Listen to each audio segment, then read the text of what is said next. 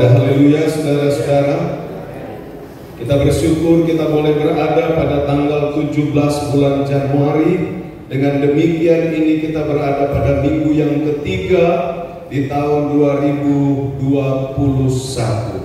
Puji Tuhan, Tuhan sudah pelihara kita walaupun kita masih berada pada kondisi hari-hari yang tidak menyenangkan. Tapi percayalah, bersama Tuhan segala hari itu indah adanya. Puji Tuhan. Pagi ini saya ingin bicara tentang berkat dalam rumah Tuhan. Sekali lagi saya akan bicara pagi ini berkat dalam rumah Tuhan. Saudara harus percaya, setiap kali saudara datang beribadah, saudara di dalam rumah Tuhan, di mana saudara-saudara dan saya datang beribadah, di saat ada berkat-berkat yang Tuhan siapkan. Ini janji Allah, saudara, janji firman Tuhan. Nah, mari Bapak Ibu saudara-saudara sekalian, kita membuka dan kita baca bersama-sama di dalam kitab Mazmur, Mazmur patsalnya yang ke-42, Mazmur 42.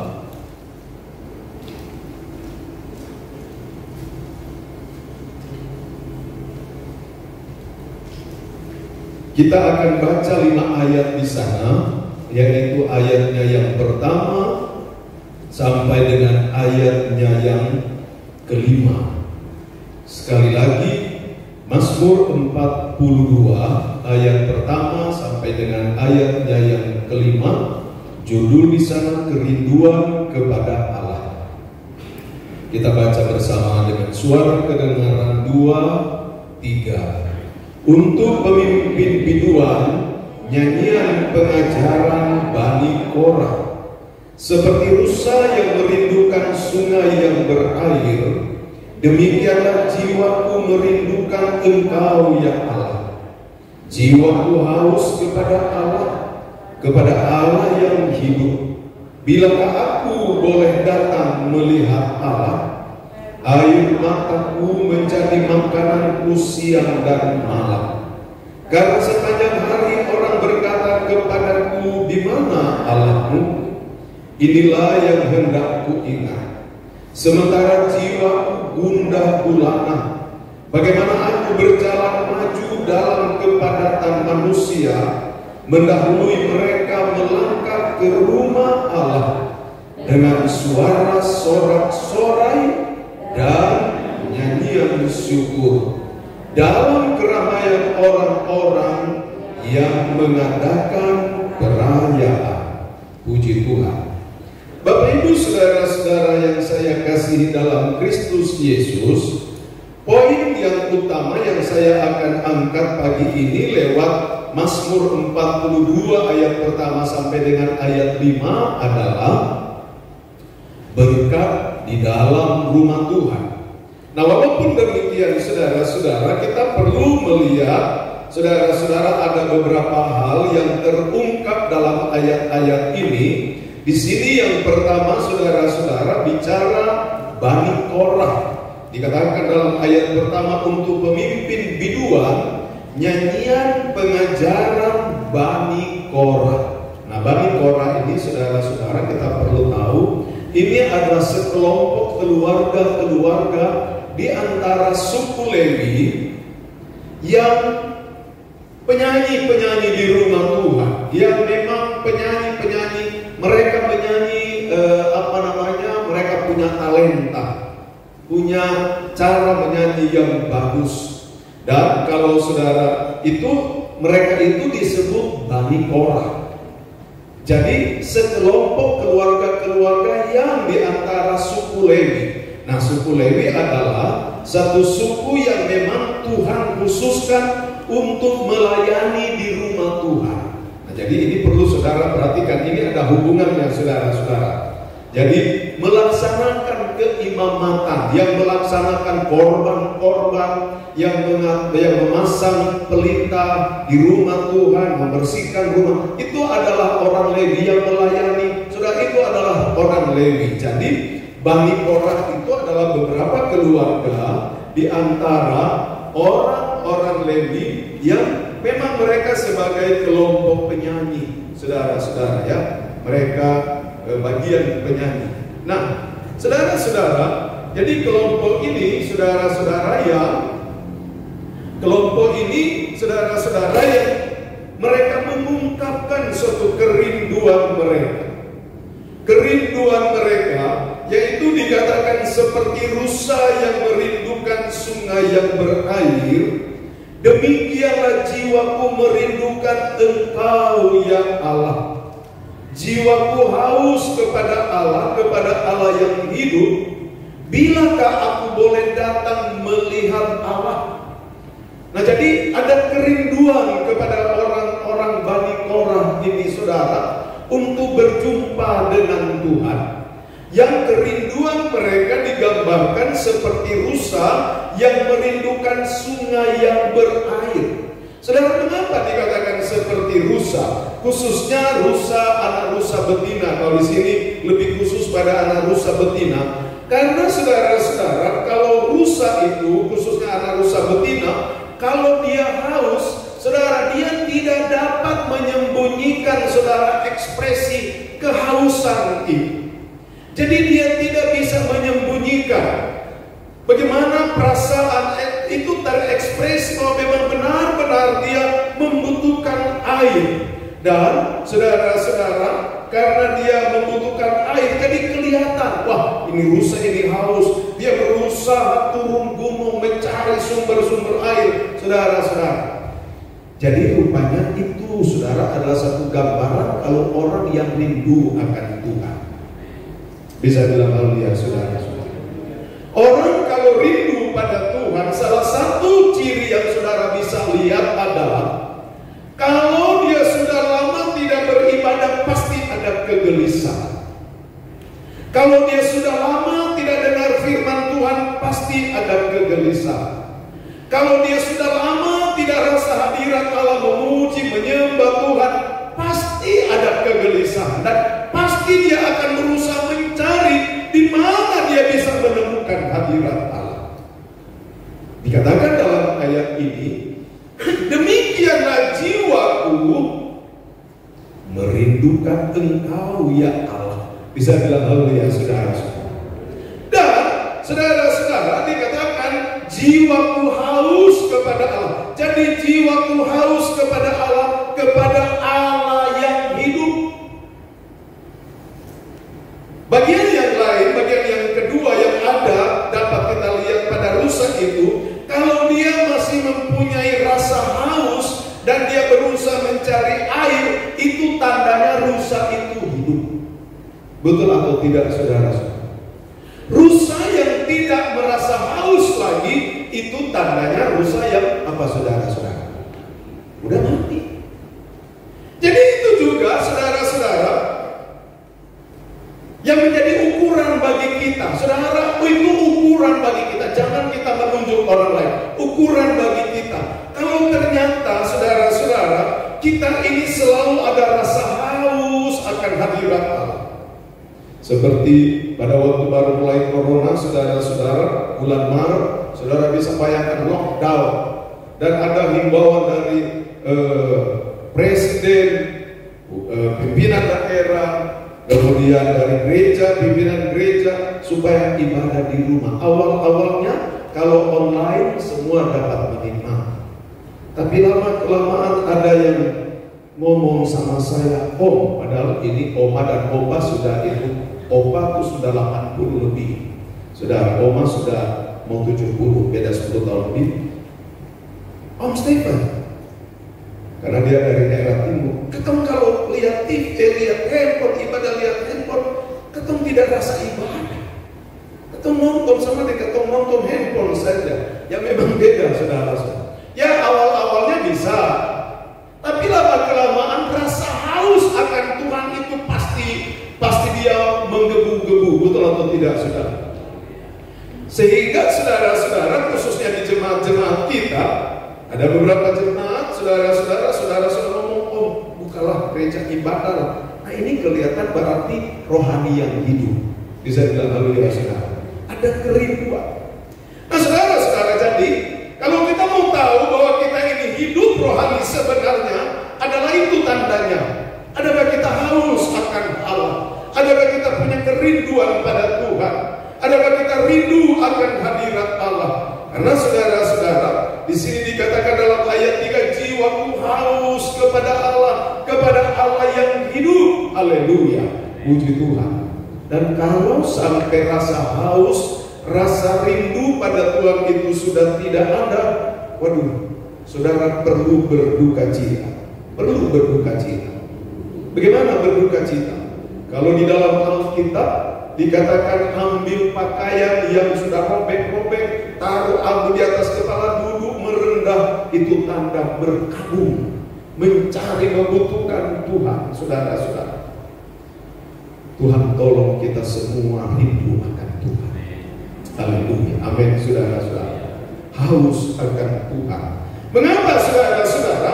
Karena kalau saudara baca dalam Matius pasal 5 ayatnya yang ke-6, di sana dikatakan orang yang haus, orang yang lapar dan haus akan dipuaskan. Berbahagialah orang yang lapar dan haus, katanya. Mereka itu akan dipuaskan. Bisa bilang haleluya saudara. Jiwa kita akan dipuaskan. Saudara boleh catat Matius pasal 5 ayat 6. Ada kata berbahagia. Jadi mari yang pertama kita harus tumbuhkan dalam hati kita, dalam jiwa kita, supaya kita haus akan hadirat Allah. Karena ketika kita menjadi pribadi yang haus akan pribadi Allah, di situ dikatakan kita akan dipuaskan. Jiwa kita dipuaskan. Haleluya. Jiwa kita merasa tentram, jiwa kita merasa bahagia, jiwa kita ada sukacita. Jiwa ini sangat menentukan, saudara-saudara. Kalau jiwa sakit, saudara, itu berpengaruh di dalam pribadi, di dalam rumah tangga, dalam segala usaha. Betul atau tidak, saudara? Jangan dulu sakit parah sampai harus bawa ke rumah sakit jiwa. Jangan dulu, saudara. Tetapi jiwa yang tidak ada ketenangan, ketenteraman, saudara-saudara. Nah, kalau kita mau memiliki, merasa atau memperoleh jiwa yang tenang, disegarkan, kita perlu haus akan hadirat Allah. Dikatakan dalam ayat selanjutnya, saudara-saudara, bilakah aku boleh datang melihat Allah? Ini satu pertanyaan dari orang-orang Bani Korah. Jadi dalam pertanyaan ini, bilakah aku boleh datang melihat Allah, itu adalah menunjukkan kerinduan mereka datang ke rumah Tuhan. Jadi pengertian di sini adalah mereka sedang berpikir bagaimana mereka boleh pergi ke rumah Tuhan beribadah seperti semestinya.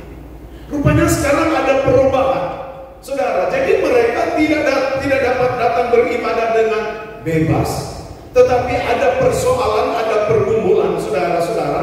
Dan ini menjadi satu halangan, saudara, sehingga mereka berpikir, mereka mempunyai kerinduan, bagaimana kami boleh datang ke rumah Tuhan sebagaimana mestinya, di mana rasa bebas, lalu dengan hati yang menyala-nyala, menggebu-gebu berjumpa dengan Tuhan, karena ada rasa haus dan dahaga akan air hidup itu, akan Allah itu. Saudara-saudara, mengapa? Karena dikatakan di dalam ayatnya yang keempat, saudara, ini adalah suatu tantangan. Tantangan bagi orang atau Bani Korah untuk dapat datang beribadah sebagaimana mestinya. Ada tantangan, tidak bebas seperti waktu hari-hari kemarin. Dikatakan dalam ayat 4, air mataku menjadi makananku siang dan malam, karena sepanjang hari orang berkata kepadaku, di mana Allahmu? Jadi orang-orang Bani Korah ini, rutinitas mereka beribadah, selain tugas mereka, tapi karena kerinduan, tapi mereka hari-hari tertentu itu, mereka sedang menghadapi tantangan di mana masyarakat di sekitar mereka mengolok mereka, saudara-saudara, menghina mereka, Omongin mereka, ngapain pergi ibadah? Mana itu kuasa Tuhan? Mana itu hadirat Allah? Ngapain kamu pergi beribadah? Saudara boleh baca itu dalam beberapa buku referensi. Jadi ayat ini, saudara, merupakan suatu tantangan kepada mereka. Mereka berada dalam pergumulan. Saya ingat mama saya yang bertobat duluan dalam rumah tangga kami. Dan mama saya suka cerita, awal-awalnya mama bertobat, jangan datang ibadah saudara-saudara. Kalau datang ibadah pulang-pulang, papa saya suka marah-marah. Mana kamu bawa berkat dari ibadah? Mana itu berkat katanya? Karena papa belum ngerti, saudara. Tapi kalau orang sudah ngerti, saudara, berkat sukacita, berkat ilahi yang kita peroleh di dalam ibadah itu, wow, tidak sebanding dengan harta dunia. Ada sukacita, saudara-saudara. Ada pengharapan, saudara. Ada suatu kepastian, rasa bimbang, rasa takut itu hilang, saudara-saudara. Karena ada hadirat Allah.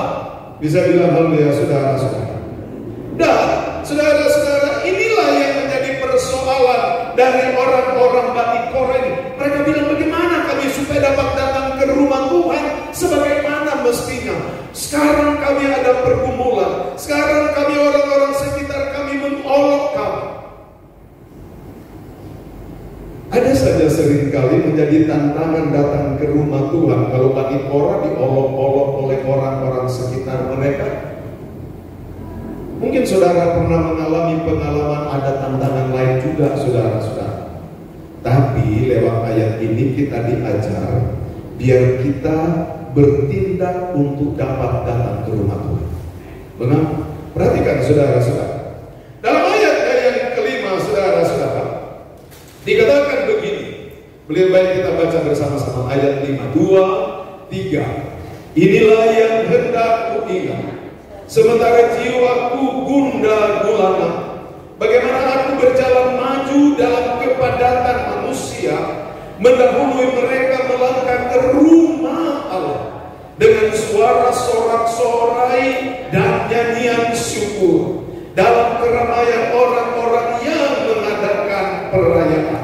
Nah, perhatikan saudara-saudara, ini adalah suatu tindakan Bani Korah ketika mereka menghadapi tantangan untuk datang ke rumah Tuhan. Di tengah-tengah ada tantangan, ada pergumulan, ada halangan.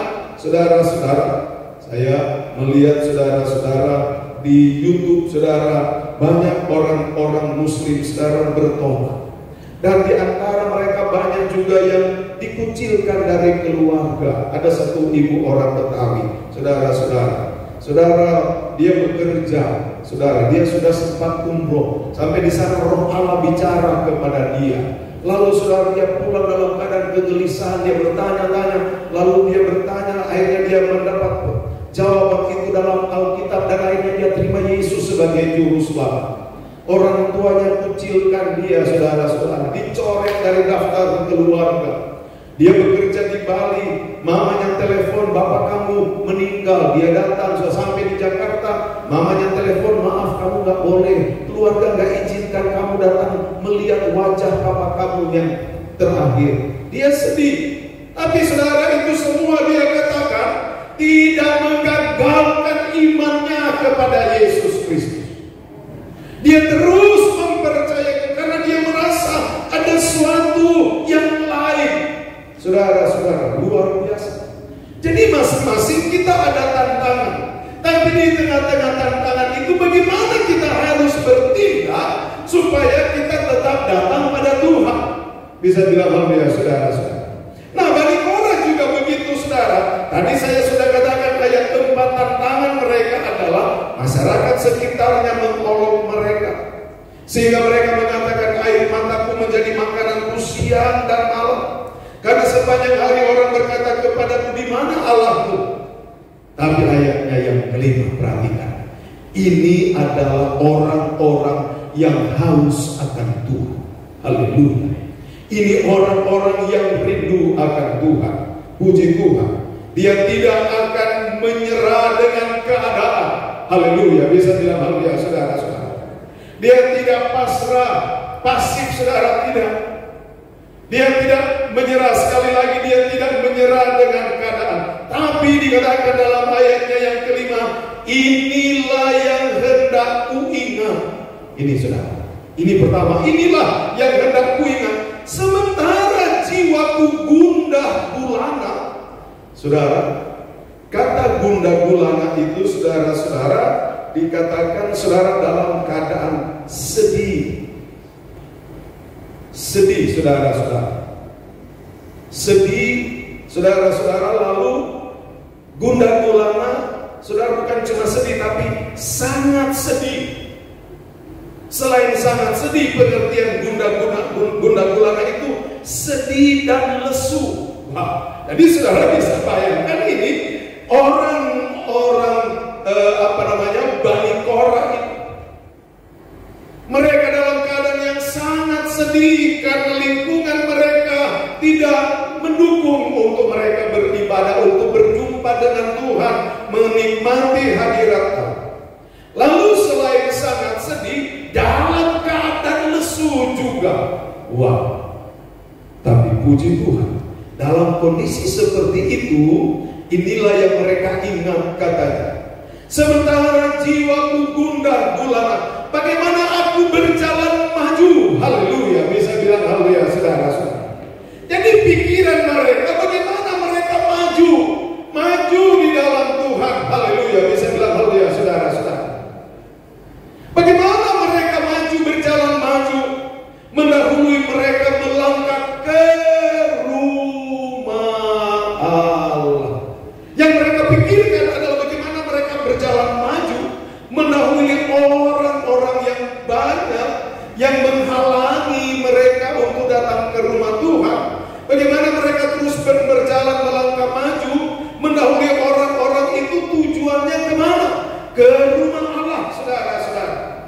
Mengapa mereka ketika di dalam pergumulan yang berat, mereka berpikir ke rumah Allah? Tadi saya sudah katakan, saya sudah jelaskan, Bani Korah ini adalah sekelompok beberapa keluarga di antara orang-orang Lewi. Dan orang-orang Lewi itu adalah suku yang dikhususkan oleh Tuhan untuk pekerjaan mereka tiap hari melayani di rumah Tuhan. Nah, jadi saudara, karena mereka tahu tentang rumah Tuhan, mereka mengerti tentang rumah Tuhan, mereka tahu ada apa di rumah Tuhan, itu sebabnya ketika di tengah-tengah pergumulan, pikiran mereka pergi ke rumah Tuhan. Bagaimana saya bisa berjalan maju, melewati kerumunan orang banyak yang di pergumulan itu, tantangan itu digambarkan seperti kumpulan orang banyak. Bagaimana kami dapat berjalan maju, katanya, mendahului kumpulan orang banyak ini sehingga kami datang ke rumah Allah, untuk dapat melangkah ke rumah Allah. Dan datang ke rumah Allah, saudara-saudara, bukan duduk murung kayak orang Nado bilang kodok piatu, saudara-saudara. Tepuk tangan juga kayak belum sarapan, saudara. Angkat tangan juga kalau berdoa haleluya, haleluya.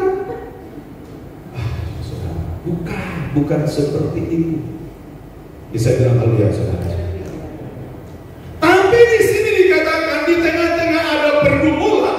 Bagaimana mereka berpikir ke rumah Tuhan sebagai pemenang melewati pergumulan itu? Lalu dengan situasi yang berkata, dikatakan dengan suara apa di situ katanya?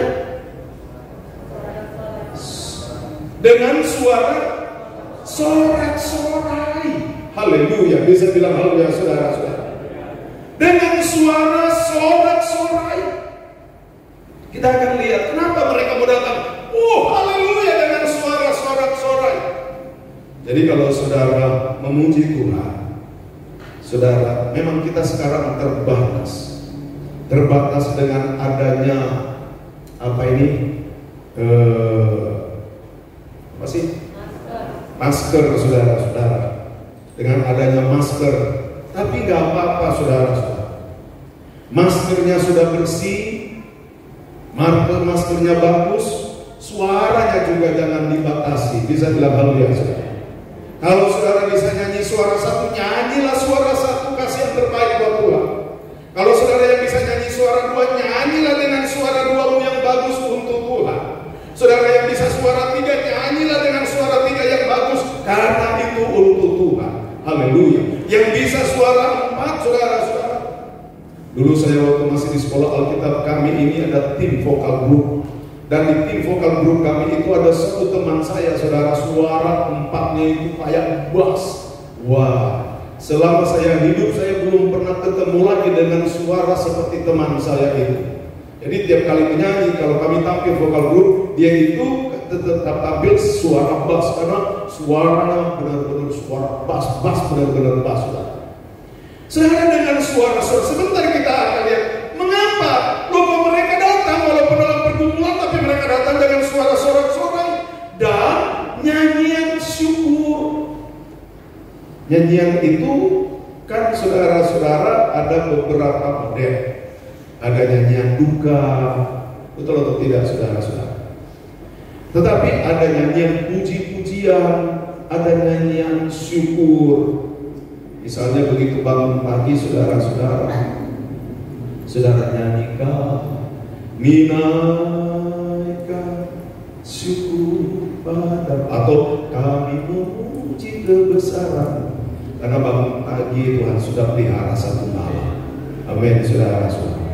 Ada nyanyian-nyanyian syukur yang dinaikkan. Saudara, jangan seperti waktu saya masih sekolah Alkitab atau mau penamatan, waktu masih sekolah, woi semua siswa-siswi nyanyi senang. Udah. Ada nyanyian kerja buat Tuhan terlalu manis. Kan dia tanpa gaji, boro-boro ada gaji. Apa-apa toh mau kerja buat Tuhan. Lalu ditambah lagi saking semangatnya, biar tanpa dasi terlalu nggak ada dasi. Dasi pun nggak punya, saudara-saudara. Tapi tetap mau. Ini masih di sekolah, saudara, masih di kampus, wah, di kompleks luar biasa. Lalu nyanyi lagi dengan semangat, mana-mana Tuhan panggil, mana-mana Tuhan panggil. Nyanyi semangat. Rasanya itu gedung sekolah tuh mau orang-orang saking nyanyi dengan sukacita. Nah, begitu mau penempatan, saudara mulai deg-degan. Ditempatkan saudara di pelosok-pelosok, di desa-desa.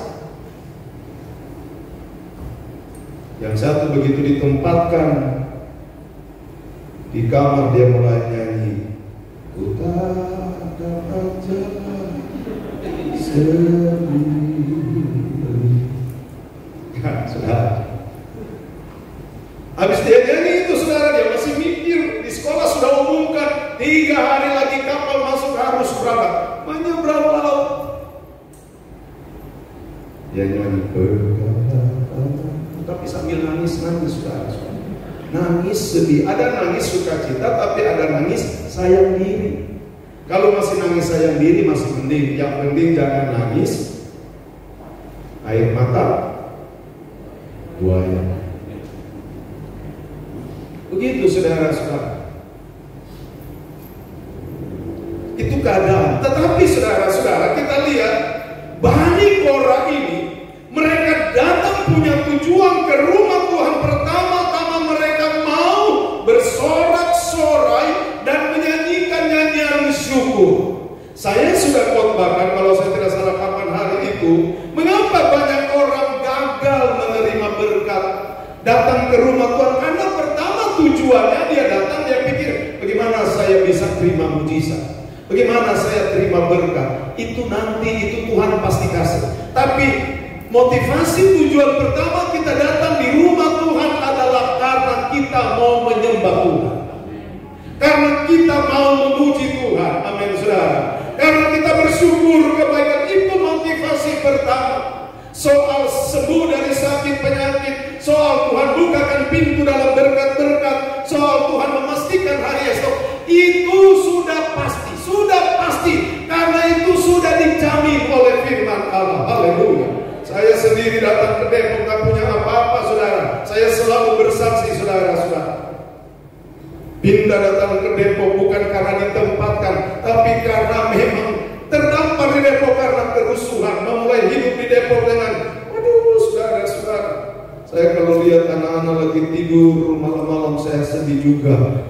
bilang pada Tuhan, Tuhan, kalau soal dituntut hidup dengan iman saya bisa. Mengapa? Karena saya sudah dewasa, saya mengerti. Tapi anak-anak ini, Deborah waktu itu baru bulan Juni dia berarti, kalau bulan Januari dia lahir berapa? Februari, Maret, April, Mei, Juni, baru 5 bulan sudah. Saya lihat si Deborah sudah, kalau David sudah kelas berapa itu, sudah sekolah. Aduh, saudara-saudara. Tapi saudara, ternyata dalam Tuhan ada kepastian. Jangan saudara berpikir engkau memulai dengan modal yang banyak jauh. Konsepnya dalam Tuhan adalah bagaimana kita membangun hidup memulai di dalam Tuhan. Terus di dalam Tuhan. Karena di dalam Tuhan ada kepastian. Haleluya.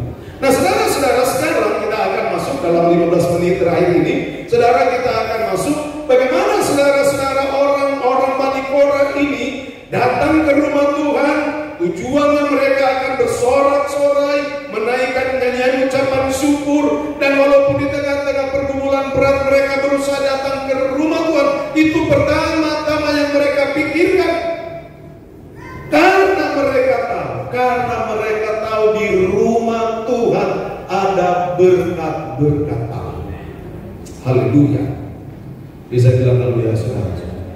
Saudara juga harus tahu bahwa saudara datang di sini bukan kebetulan. Di dalam beribadah, di ibadah saja Tuhan memberikan janji, saudara.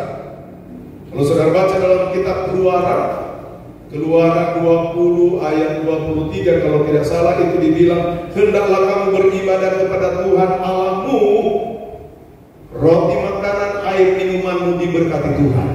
Bisa bilang haleluya, saudara-saudara. Penyakit dilalukan, ditolak, haleluya. Bisa bilang haleluya, saudara-saudara. Jadi jangan saudara berpikir, aduh saya nggak mau pergi ibadah, nanti saya kena penyakit. Kan firman Tuhan bilang adalah beribadah, penyakit ditolak. Amin. Salah konsep kalau berpikir begitu, saudara-saudara. Salah konsep. Kita harus mempunyai konsep firman Allah. Nah, oleh sebab itu ikuti protokol kesehatan. Pakai masker, jaga jarak, jangan colek-colek, saudara-saudara. Bagi pada jangan colek-colekan. Apalagi salam. Kalau ada mau salaman, maaf, Bapak Gembala bilang nggak boleh dulu salaman. Sebenarnya itu merugikan kita hamba Tuhan. Sudah bisa bayangkan kalau ada jemaat mau kasih ampau kepada saya. Saya sudah umumkan di gereja, maaf tidak boleh salam-salam. Ya, pasti tidak akan berpikir, kesempatan saya kasih berkat sama Om deh, taruh di sini aja deh. Apalagi cipika-cipiki jangan dulu, saudara-saudara. Tunggu corona berlalu dulu. Kita doa puasa supaya nenek corona ini cepat berlalu, saudara-saudara. Banget nenek ini udah hampir setahun, saudara-saudara. Memang enak hidup dengan nenek-nenek corona, nggak enak, saudara-saudara. Nah, jadi saudara-saudara, kita melihat bahwa di dalam rumah Tuhan ada janji-janji ilahi. Dan ini diketahui oleh Bani Korah karena mereka memang pengalaman, karena mereka tugas mereka adalah melaksanakan keimamatan. Bisa bilang haleluya, saudara-saudara.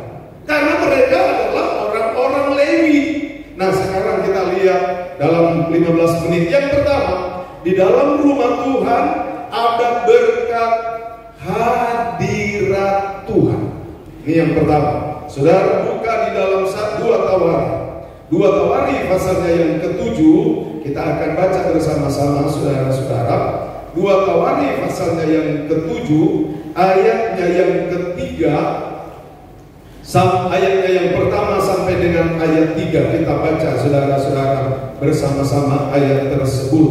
2 Tawari pasal 7 ayat 1 sampai 3. Mari kita baca bersama. 2, 3. Setelah Salomo mengakhiri doa, api pun turun dari langit memakan habis korban bakaran dan korban-korban sembelihan itu. Dan kemuliaan Tuhan memenuhi rumah itu. Para imam tidak dapat memasuki rumah Tuhan itu karena kemuliaan Tuhan memenuhi rumah Tuhan. Ketika segenap orang Israel melihat api Berlututlah mereka di atas lantai, dengan muka mereka sampai ke tanah, lalu sujud menyembah dan menyanyikan syukur bagi Tuhan, sebab Ia baik, bahwasanya untuk selama-lamanya kasih setianya. Haleluya, haleluya, haleluya.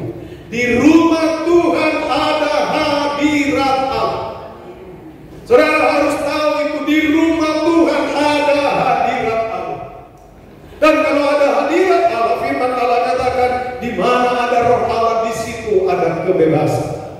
Yang sakit disembuhkan, yang susah dihiburkan, yang tertutup jalan dibukakan jalan, yang kehilangan pengharapan dikembalikan lagi pengharapan. Itu sebabnya biarlah kita mempunyai kerinduan ada di dalam rumah Tuhan. Dan Daud berkata, 1 hari di pelataran rumah Tuhan lebih baik daripada 1000 hari di luar sana. Amin.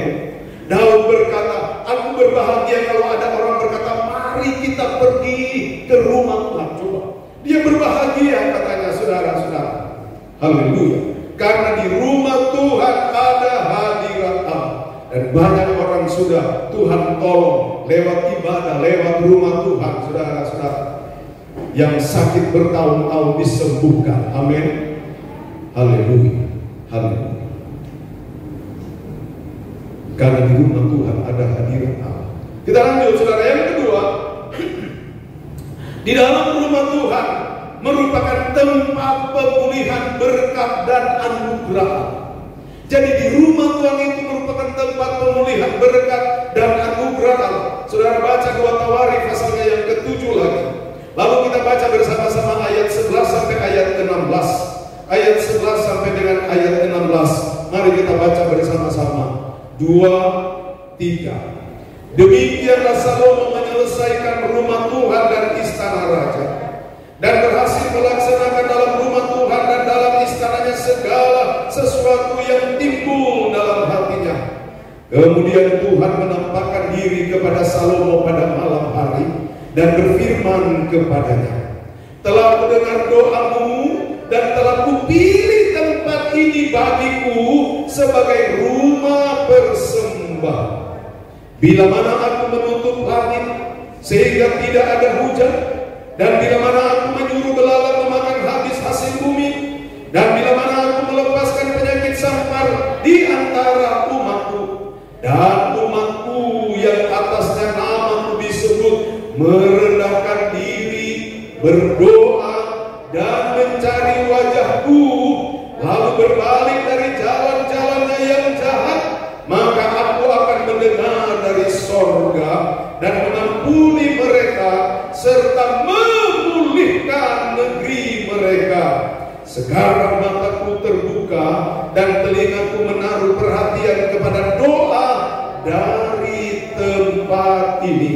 Sekarang telah kupilih dan kukuduskan rumah ini supaya namaku tinggal di situ untuk selama-lamanya. Maka mataku dan hatiku akan ada di situ sepanjang masa. Haleluya.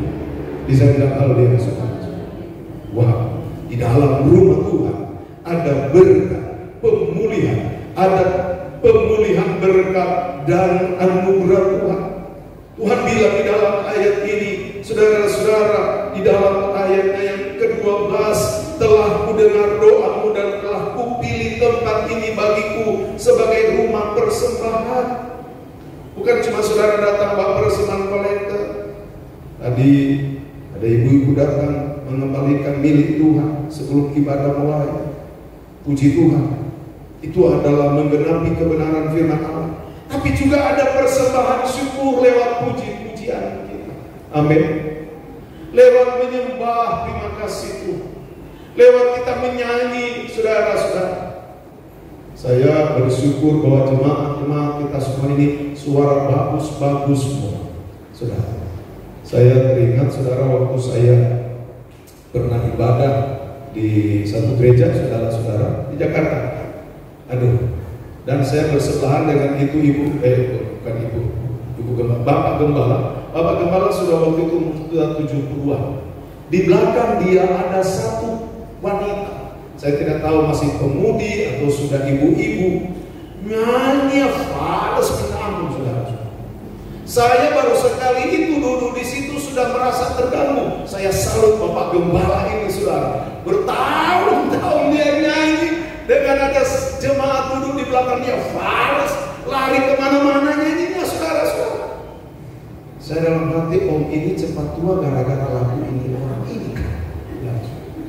Tapi dia menikmati. Habis jemaat mau bilang apa, saudara? Saudara tahu bahwa jemaat itu apa kalau kepada gembala? Jemaat itu mahkota gembala. Jadi jangan saudara pikir, saudara-saudara itu mahkota kami gembala. Jadi biar jelek-jelek ya mahkota juga, saudara-saudara, begitu, saudara. Tapi wanita ini saya perhatikan dia nyanyi, saudara suka nyanyi dengan semangat. Wah, akhirnya saya berkesimpulan memang Tuhan lihat hati, saudara-saudara.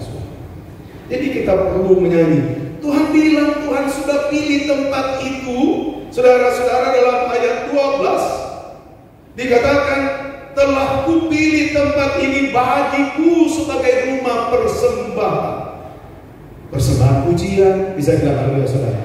Persembahan kolektor, persembahan mengembalikan milik Tuhan, persembahan dengan hati yang hancur, persembahan dengan air mata karena sudah merasakan hadirat Allah. Semua itu persembahan-persembahan yang Tuhan suka saudara bawa datang di rumah Tuhan. Hati yang rindu beribadah itu juga persembahan. Ayat 13, bila mana aku menutup langit, haleluya, sehingga tidak ada hujan, dan bila mana aku menyuruh belalang memakan habis hasil bumi, dan bila mana aku melepaskan penyakit sampar di antara kamu, dan umatku yang atasnya namaku disebut merendahkan diri, berdoa dan mencari wajahku, lalu berbalik dari jalan-jalannya yang jahat, maka aku akan mendengar dari sorga dan mengampuni mereka serta memulihkan negeri mereka. Ada pemulihan rohani dan ada pemulihan jasmani. Pemulihan rohani adalah dosa kita diampuni. Pemulihan jasmani adalah apa? Negeri itu katanya dipulihkan. Jadi di dalam rumah Tuhan ada berkat rohani, ada berkat jasmani. Amin. Ini di dalam rumah Tuhan.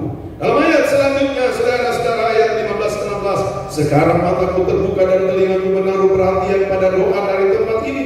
Sekarang telah kupilih dan kukuduskan rumah ini, supaya namaku tinggal di situ untuk selama-lamanya. Maka mataku dan hatiku akan ada di situ sepanjang masa. Haleluya. Mata dan hati Tuhan ada di rumah Tuhan. Amin. Bukan cuma sebentar, tapi sepanjang masa. Haleluya. Kita harus yakin kalau kita datang di rumah Tuhan, mata dan hati Tuhan terarah pada saudara. Haleluya. Tuhan lihat, wah, puji Tuhan, anakku datang. Hatinya buat kita, saudara-saudara. Haleluya. Kalau saudara orang sudah jatuh hati kepada seseorang, saudara, ada pepatah bilang, tak ada laut yang tak terseberangi, tak ada sungai yang tak dapat diseberangi. Apalagi saudara-saudara, apalagi saudara. Kalau saya sih nggak ngerti, saya tidak pernah pacaran sih dulu, jadi nggak ngerti kata-kata mutiara, saudara-saudara. Kalau orang sudah jatuh hati, wah, siang rasa malam, malam rasa siang, dan lain sebagainya. Kalau Tuhan hatinya ada pada kita, betapa indah. Bisa bilang haleluya, saudara-saudara. Betapa indah. Kalau hati Tuhan ada pada kita, Dia begitu rindu, Dia begitu mengasihi kepada kita. Puji Tuhan. Yang terakhir, saudara-saudara, di rumah Tuhan ada berkat. Saudara, yang terakhir adalah rumah Tuhan tempat mempersembahkan syukur. Ini juga berkat, saudara-saudara. Saudara baca dalam 2 Raja-Raja pasalnya yang ke-20. 2 Raja-Raja pasalnya yang ke-20. Saudara, ini ayat yang terakhir. Perhatikan saudara, dalam 2 Raja-Raja pasalnya yang ke-20. Lalu kita akan membaca bersama-sama ayatnya yang pertama sampai dengan ayatnya yang ke-5. Kita baca dengan suara kedengaran. 2, 3. Pada hari-hari itu Hizkia jatuh sakit dan hampir mati. Lalu datanglah Nabi Yesaya bin Amos dan berkata kepadanya, beginilah firman Tuhan. Sampaikanlah pesan terakhir kepada keluargamu, sebab engkau akan mati, tidak akan sembuh lagi. Lalu Hizkia memalingkan mukanya ke arah dinding dan ia berdoa kepada Tuhan.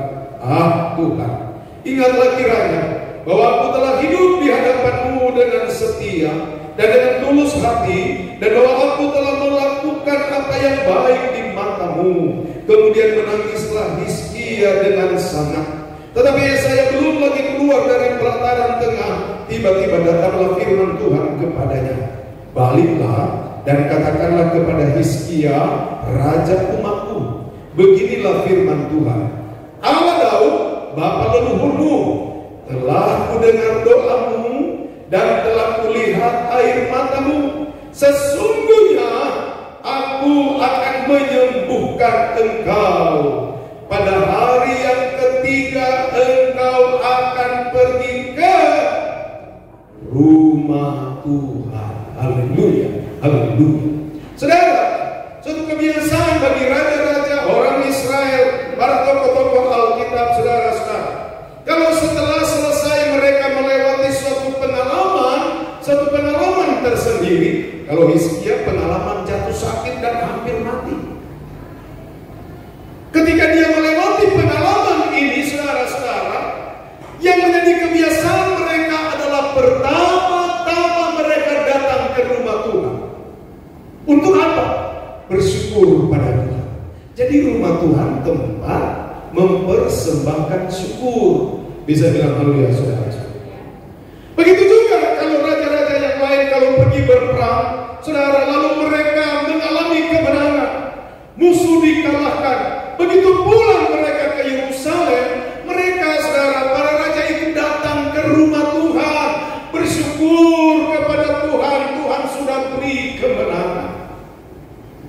Begitu juga kalau masa panen raya sudah terjadi, saudara, pertama-tama saudara mereka datang ke rumah Tuhan, membawa berkat, saudara-saudara, lalu diangkat-angkat di hadapan Tuhan, saudara-saudara, sebagai satu tanda syukur.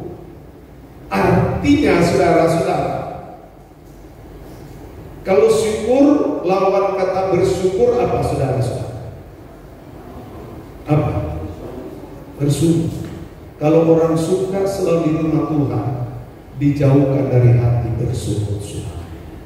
Yang melekat pada orang itu bersyukur. Amin. Dan itu bukan cuma terjadi sedemikian rupa, tapi Tuhan telah membentuk pribadi yang tahu bersyukur pada Tuhan. Dan saudara tahu, dalam kitab Mazmur di sana dikatakan, korban syukur itu, sekali lagi, dalam kitab Mazmur dikatakan, korban syukur itu tanda menghormati Tuhan. Di dalam rumah Tuhan ada berkat. Amin. Berkat di mana ada hadirat Tuhan. Di dalam rumah Tuhan ada berkat. Berkat pemulihan, berkat dan anugerah Tuhan. Di dalam rumah Tuhan adalah tempat mempersembahkan syukur. Mari biar kita mencintai rumah Tuhan. Amin. Kita cinta dengan rumah Tuhan.